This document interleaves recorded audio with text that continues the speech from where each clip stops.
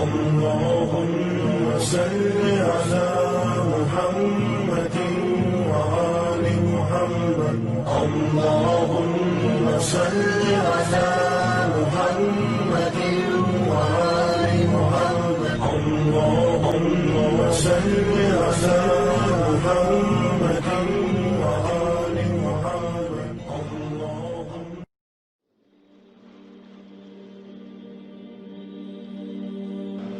A very strange hadith al-Qudsi, repeated 4 times in Sahih Bukhari, 4 times in Sahih Bukhari. How come they don't teach this subject? That on Judgment Day Allah will speak to Adam alayhi salam and will say to Adam alayhi salam, take out the people for the hellfire. And Adam alayhi salam would ask and say, oh Allah, how many are they? And then Allah would reply and say to Adam alayhi salam, out of every 1,000, take 999 for the hellfire. You don't believe me? Huh? Go and read it.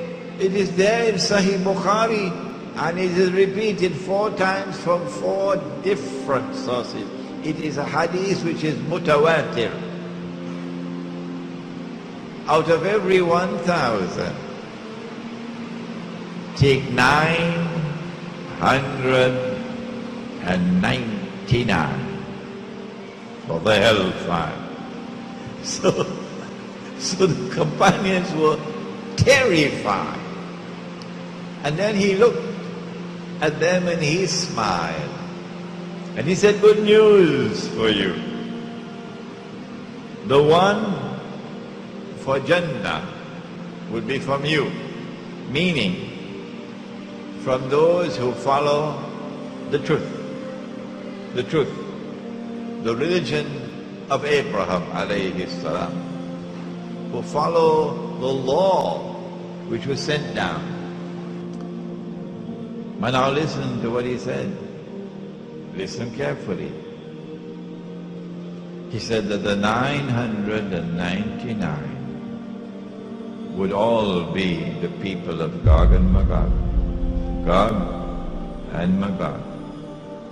In other words, success in the last age does not lie in numbers. When you see the herd, large numbers moving in that direction, you go in the opposite direction. Because numerical superiority, the 999, that's the hellfire. The one for Jannah is only one. But it also indicates that in the last age, Gog and Magog are going to succeed in getting all of mankind to enter into their embrace. Because he said 999 will be Gog and Magog. So the original Gog and Magog are going to replicate themselves. I use the word carbon copies. And eventually all of mankind will be living one way of life.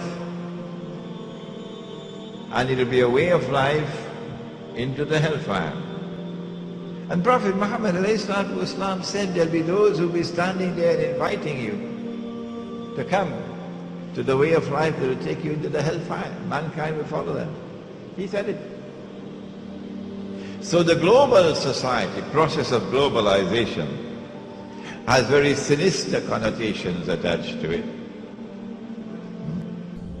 How can a God who is merciful, who is Ar-Rahman, who is Ar-Rahim, who is Al-Ghaffar, who is forgiving, and who is prepared to forgive all sins, how can he consign 999 out of every 1,000 for the hellfire?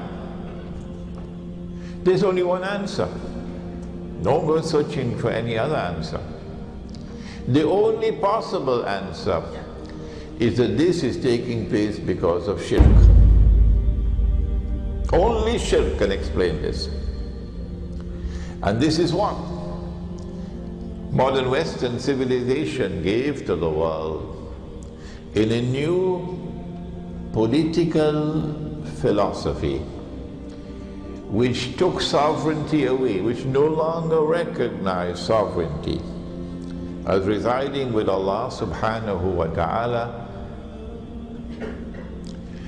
Today we live in a world, in consequence of this modern secular state which has replaced the Khilafah state, in which every single thing that Allah made haram has now been made halal. Everything. Shamelessly.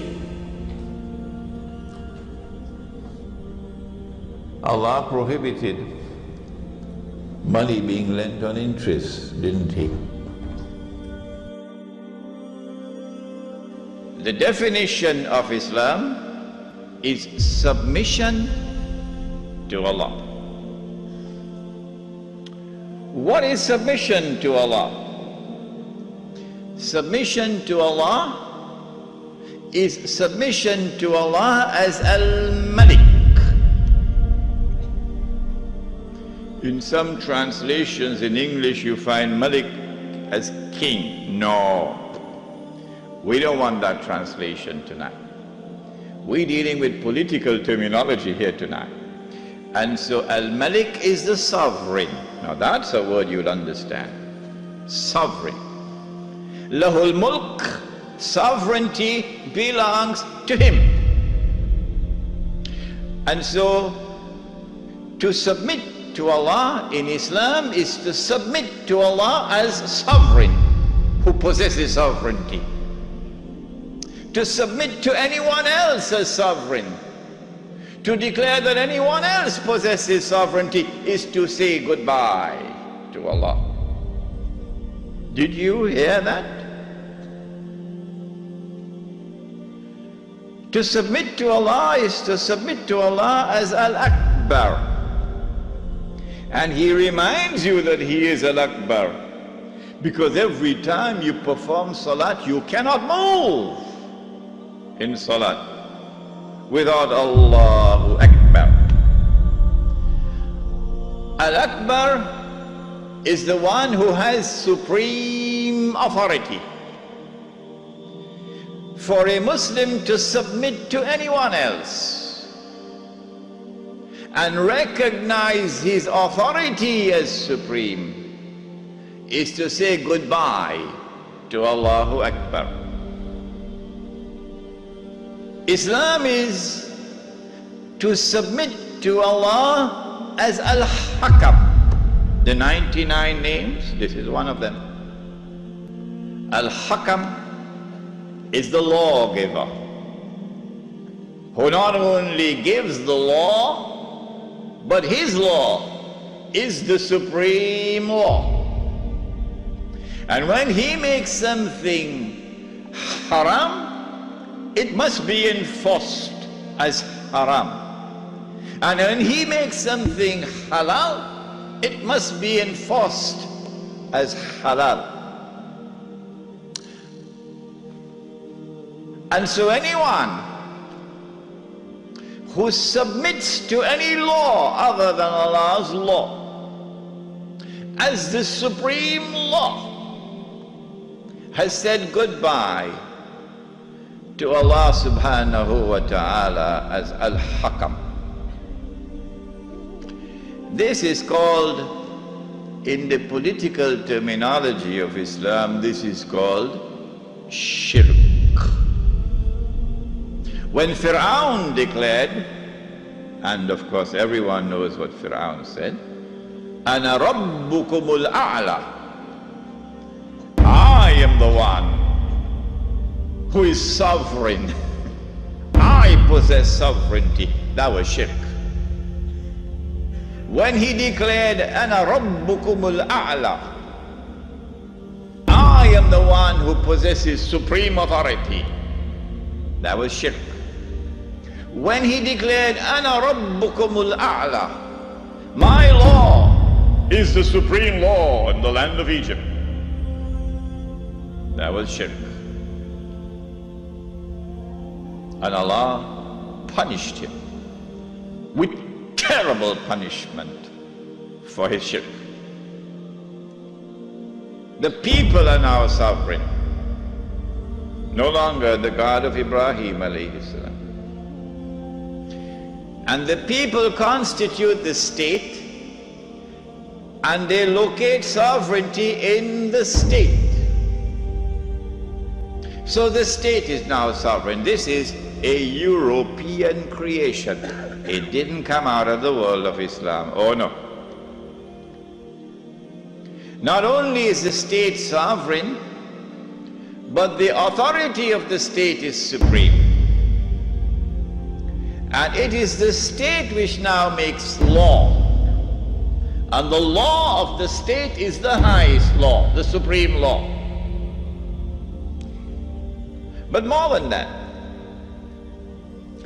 the God of Abraham alayhi salam could make something haram. But we, the state, can change that and make it halal. Get up and correct me.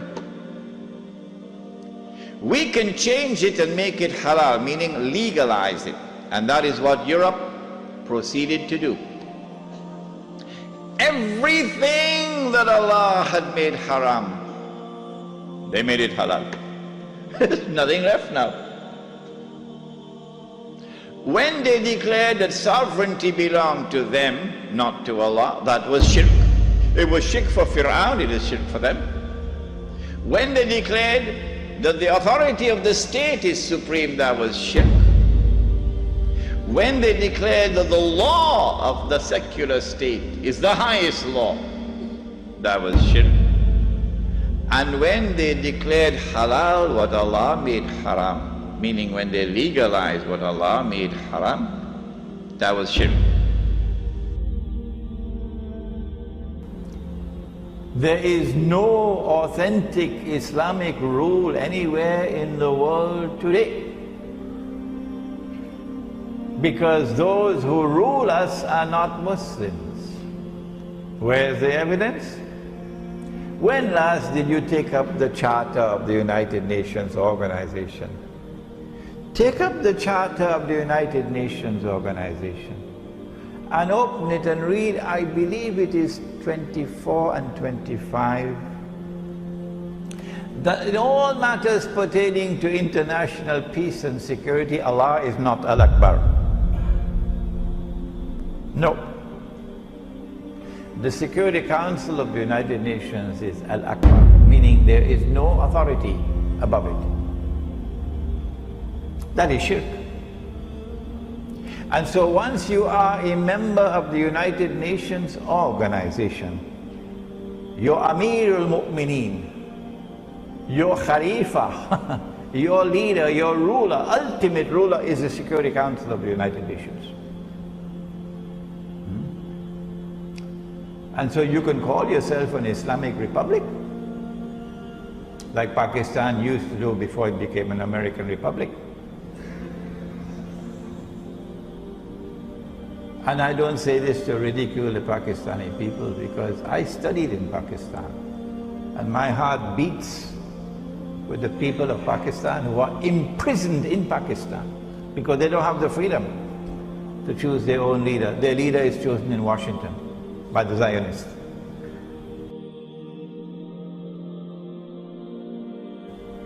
The modern secular state says no, Allah is not Al-Hakam. Parliament is Al-Hakam. Parliament makes the law. And the law that comes from Parliament and the law that comes from the United Nations is the supreme law. The modern secular state says more than that. If I am wrong, would you kindly correct me? The modern secular state says that Allah can make it haram, but we can make it halal. And everything, or almost everything, because we have not reached New York as yet.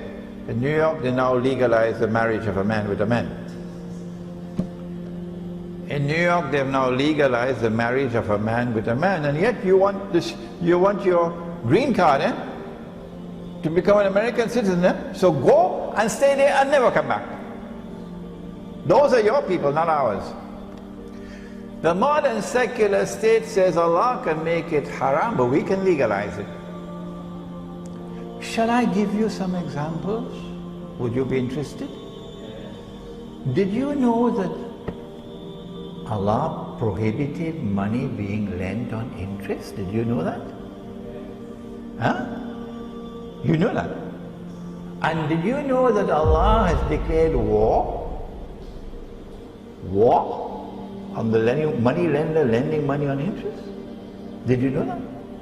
And did you know that Nabi Muhammad alayhi salatu wasalam has cursed all four and declared that they are all equally guilty? The one who takes riba, the one who gives riba, the one who records the transaction, and the two witnesses. Did you know that he said that riba is constituted of 70 different parts? Hadith of Ibn Majah. That riba is constituted of 70 different parts, and the smallest part of riba is equivalent to a man marrying his own mother. And do you know what the modern secular state has done? Even in Saudi Arabia, all around the world, they've made it halal. Don't believe me? There's something called a bank outside there in Subang Jaya.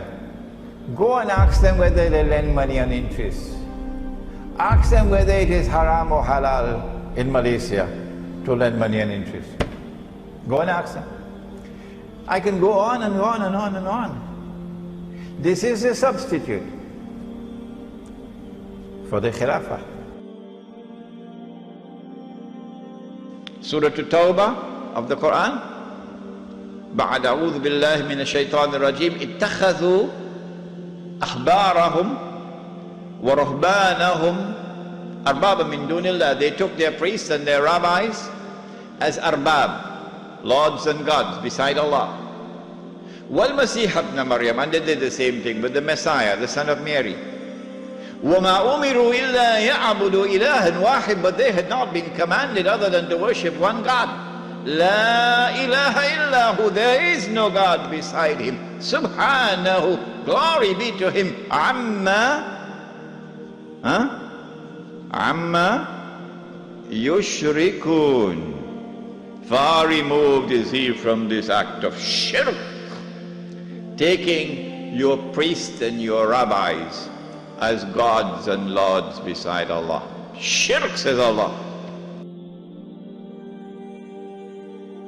A man came to the Prophet ﷺ and said, O Messenger of Allah, but the Christians do not worship their priests, and the Jews do not worship their rabbis. How could Allah say so?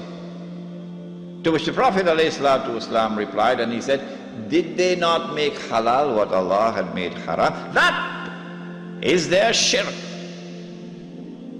If the priest and the rabbi make halal what Allah made haram, and that is shirk, then if the government does the same thing, would it not be shirk?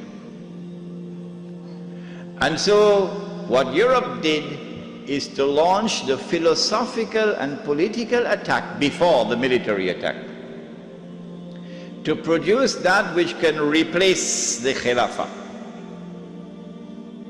In 1897, Europeans who dressed up themselves in the clothing of Jews, remember they are Europeans who are parading as Jews, okay? They're called European Jews, but they're essentially Europeans.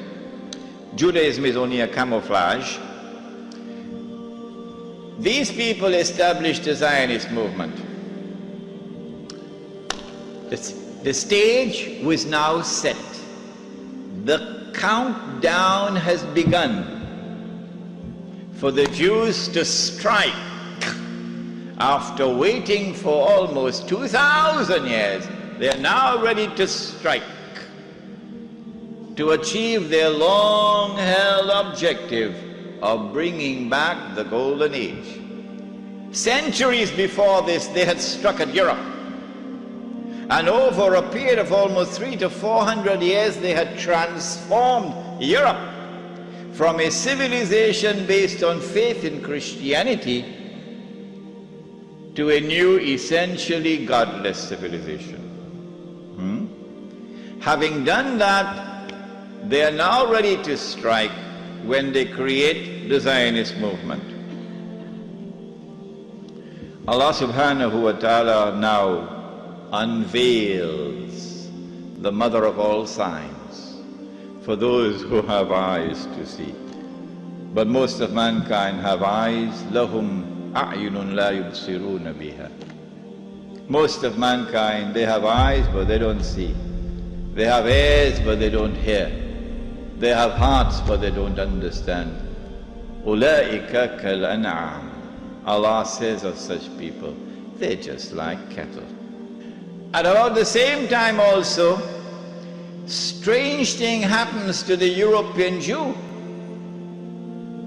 He's not just making money through lending money on interest. No.